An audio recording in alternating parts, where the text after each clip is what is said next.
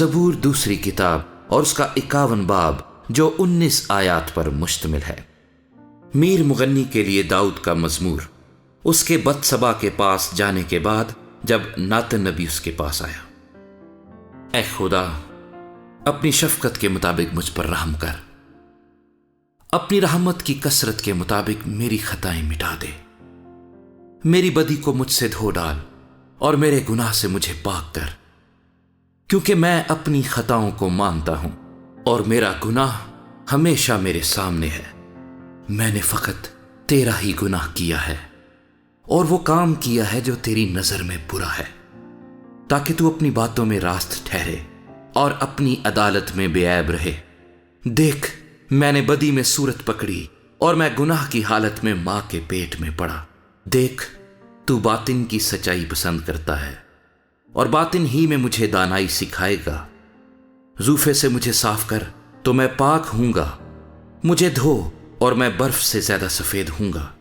مجھے خوشی اور خرمی کی خبر سنا، تاکہ وہ ہڈیاں جو تو نے توڑ ڈالی ہیں شادمان ہوں۔ میرے گناہوں کی طرف سے اپنا منہ پھیر لے اور میری سب بدکاری مٹا ڈال۔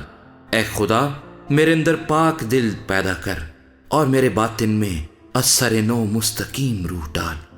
مجھے اپنے حضور سے خارج نہ کر اور اپنی پاک روح کو مجھ سے جدا نہ کر۔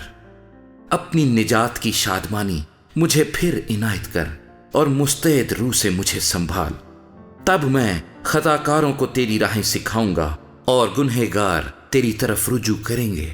اے خدا، اے میرے نجات بخش خدا، مجھے خون کے جرم سے چھڑا تو میری زبان تیری صداقت کا گیت گائے گی۔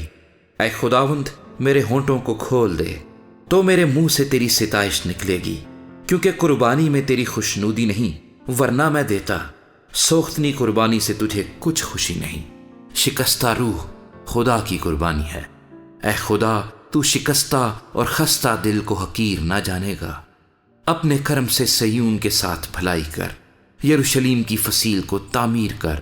تب تو صداقت کی قربانیوں اور سوختنی قربانی اور پوری سوختنی قربانی سے خوش ہوگا، اور وہ تیرے مذبح پر بچھڑے چڑھائیں گے۔